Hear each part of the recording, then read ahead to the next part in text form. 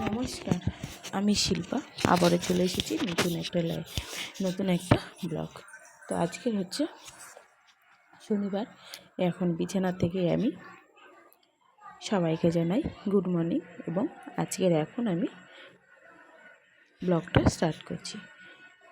তো চলো, এখন বিছানা গুছানো ওখান থেকে উঠেছি। আজকে একটু বেলা করে উঠেছি। এখন বাজে 7টা। উঠেছি 6টার সময় উঠেছি, যে টাইমে উঠি, কিন্তু একটু মোবাইল দেখছিলাম, তো তার জন্য একটু দেরি হলো। তো চলো, এবার উঠে পড়েছি। এবার বিছানাপত্র গুছিয়ে সমস্ত কাজ শুরু করে দিই। তো চলো, তোমরাও দেখতে থাকো এবং তোমাদের সাথে সব কিছু শেয়ার করছি। আশা করি তোমরা ভালোই আছো সকলে, আমরাও ভালো আছি। টাটা। চলো, এবার আমরা কাজে শুরু করি। কাজের মধ্যে চলে এসেছি। এই যে বিছানা গোছানো হয়ে গেছে, মশারি গুছিয়ে বিছানাটা পরিষ্কার করে নিয়েছি। আর এদিকে সকালটা দেখো, ঘুম থেকে উঠে জানলা দিয়ে দেখো, ভালো বেশ সকালটা পরিষ্কার উঠেছে। আর এই যে গাছে ফুলও ফুটে গেছে, এই গাছে ফুল ফুটেছে। ঘুম থেকে উঠে এই বারান্দায় এসে ফুলগুলো দেখতে এত ভালো লাগে। তারপরে এই গাছে, এই যে জবা গাছটাও একটা ফুল ফুটেছে। আর এই যে দেখো, বেশ সকাল হয়ে আছে, ভালো পরিষ্কার হয়েছে। আজকে মেঘলাটা নেই সকালেই।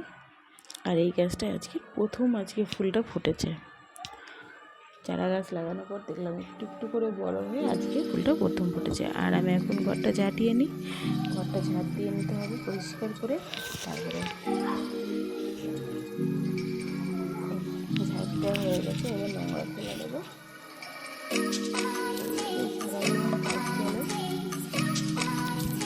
হয়ে গেছে, এবার রান্না করতে শুরু করে ঘরটা পুরো মুছে নেবো। সমস্ত ঘরটা লাগিয়ে মুছে দেবো।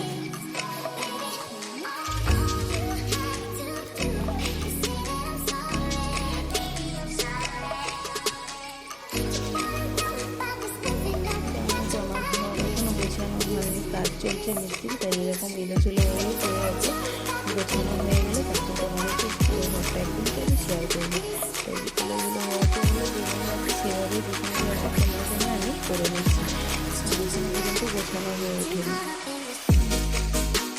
কাজ হচ্ছে, মিস্ত্রি কাজ কমপ্লিট হয়নি, তো সেই জন্য তো এই হয়ে গেছে। এবার ঘর মোছা হয়ে গেছে, এবার আমি স্নানে যাচ্ছি। তোকে স্নান করে এই যে কেসে গেছে, স্নান করে চলে এসেছি এবং মাথাটা শুরু করে নিয়ে গেলাম। এই মাথাটা শুরু করে নিয়েছি। দেখো তো আমার এই লুকটা কেমন লাগছে। তারপরে চলে এসেছি ফুল তুলতে। স্নান করে চলে এসেছি, এবার ফুল তুলতে পুজো দেবো। স্নান ফুল গাছটা ফুলটা খুব সুন্দর ফুল ফুটেছে। আর ঘরের গাছগুলো তুলেছি, দিয়েছি। এবার ঠাকুরের সেবা দেওয়া হয়ে গেছে। আর আমি আগে খাওয়া হয়ে গেছে, আরেকটা এই গাছটা দিলাম। এটা খেয়ে চলে এসেছি হাতে। আর আগের দিনে কতগুলো ভেজা জামা ছিল, সেগুলো কিছু মেলে দিলাম। আর আজকে কিছু শুকনো ছিল, এই ভেজা ছিল, সেগুলো কিছু মেলে দিলাম। এই জামা কাপড় সব মেলা হয়ে গেছে। এবার চলে এসেছি নিচে, চাকা করে নিয়ে ছেলেকে দিয়ে আমি ছেলে বসে রয়েছে, আমি বসে পড়লাম। সকালবেলা একটু কাজ ছিল, একটু গরম গরম চা নিয়ে বসে চাটা খাওয়া হয়ে গেছে। চা বিস্কিট দিয়ে খাওয়ার পরে যে হাজব্যান্ড এখানে কী করছে, যে একটু নতুন ঘড়ি, এদিকটা হয়ে গেছে পরিষ্কার, সেই জন্য ঘড়িটা আজকে টানিয়ে দিচ্ছে দিকে।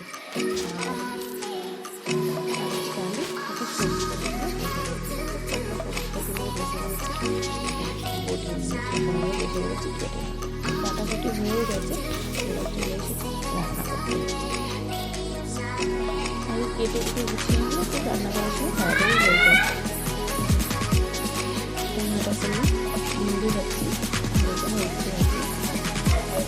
এই যে ভাত বসিয়ে দিয়েছি, যেহেতু আমার হাতে এখনো পর্যন্ত ব্যথা আছে, তাই এখানে সেইভাবে ঠিকঠাক করে কাজ করে উঠতে পারছি না।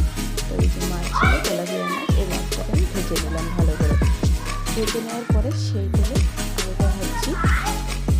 আলুটা ভাজা হয়ে গেছে, এখানে ঝিঙের ঝিঙেটা ভেজে নিচ্ছি গোটা করে। এই শুকনো পাতি দিয়ে মাছ করতে বেশ ভালো লাগে, তাহলে ঝিঙেটা ভাজা হয়ে গেছে। এখানে গোটা জিরে ফোড়ন দিয়ে বেগুনটাকে একটু ভেজে নিচ্ছি। এই জিরে বেগুনটা তেলের উপর দিয়ে নিলে একটা সুন্দর লাগে। দেওয়া হয়ে গেছে আলু ঝিঙে সব কিছু আবার এই পাশ থেকে ভেজে নিয়ে একটা দিয়ে এর মধ্যে দিয়ে দিলে জল দিয়ে ফোটার পরে জল দেওয়ার পর জলটা দিয়ে ফুটে গেছে, তখন আমি দিয়ে দিলাম এই পেস্ট করা মশলা। এখানে পেস্ট করা মশলা বলতে গোটা জিরে, সরষে আর কাঁচা লঙ্কা দিয়ে জল দিয়ে পরিমাণ মতো ঢাকা দিয়ে রেখেছি। আর এদিকে উনি দেখছি আজকে হাজব্যান্ড দেখছি বাড়িতে আছে, তো উনি ছুটি আছে, অনেক বাড়ির চারিপাশে সব পরিষ্কার করতে জঙ্গল, এই যে জঙ্গলগুলো সব হয়েছিল আশেপাশে কুমড়ো গাছগুলোকে বাঁচিয়ে রেখে পরিষ্কার করে দিল। তো পরিষ্কার করে দেওয়ার পরে এদিকে ফাঁকা হয়ে গেছে। সব বলছে একটু কচু শাকটা একটু কেটে দিই, কচু শাক রান্না হবে কালকে। হ্যাঁ কেটে দেবো, আজকে কেটে দিচ্ছি। তো আজকের কচু শাকটা দেখো কাটছে, এই রেসিপিটা হবে কালকে, তো কালকে সবাই তোমরা দেখবে। কচু শাকটা কেটে নিয়েছি, এই যে কেটে আমি যেহেতু দুপুরে দাগ লেগে যাবে সেই জন্য পেপার পেতে ভালো করে যাতে রসে দাগটা না লাগে সেই জন্য এইভাবে রেখে দিলাম। তারপরে দিলাম মাছের ঝোলটা কেমন হচ্ছে একটু নেড়ে নিলাম, নেড়ে ঝেড়ে নিয়ে এই যে ভেজে রাখা মাছটাও দিয়ে দিলাম, এর মধ্যে লবণ হলুদ দিয়ে দিয়েছিলাম পরিমাণ মতো, দিয়ে আবার এটাকে দিয়ে আর একটু ফোটাতে দিলাম। এই যে একটু ফোটানো হয়ে গেছে, ফুটে গেছে মাছটা দিয়ে।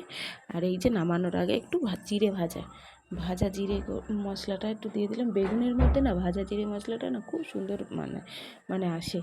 তারপরে এইটা দিয়ে এটাকে নামিয়ে নিয়েছি সবজিটা, এই মাছের ঝোলটা। আর এদিকে ভাজাভুজিটা হয়ে গেছে, এখানে সবজিটাও বসিয়ে দিয়েছি। এখানে সবজি বলতে অনেক কিছুই আছে, পেঁপে আছে, পটল আছে, ঝিঙে আছে, আলু সব কিছু দিয়ে আর এই যে ডাঁটা দিয়ে একটু বসিয়ে দিই। এটা ভাজা একটু তেলটা উপরে পাঁচফোড়ন দিয়ে বসিয়ে দিয়ে নাড়াচাড়া করে নেওয়ার পর এই ডাঁটাটা দিয়ে দিলাম, দিয়ে জল দিয়ে বসিয়ে দিয়েছি। আর এদিকে এটা রান্নাটা হয়েও গেছে, সব রান্না কমপ্লিট। আর দুপুরে লাঞ্চের জন্য চলে এসেছি। দুপুরের লাঞ্চে এই যে ভাত ভাজা আর এদিকে ডাঁটার তরকারি আর এদিকে মাছের ঝোল। আর তার সঙ্গে ছেলেগুলো একটা আমি ডিমের অমলেট করে দিতে, তাই ডিমের অমলেট করে নিয়েছি। তো চলো আজকের রেসিপিটা এটাই থাকলো আমাদের। তোমরাও এরকম দুপুরে লাঞ্চটা শুরু করে দাও, আমরাও দুপুরে লাঞ্চ করি। ততক্ষণে ভালো থেকে সুস্থ থেকে আবার পরের একটা ব্লগে দেখা হবে খুব শীঘ্রই। টাটা।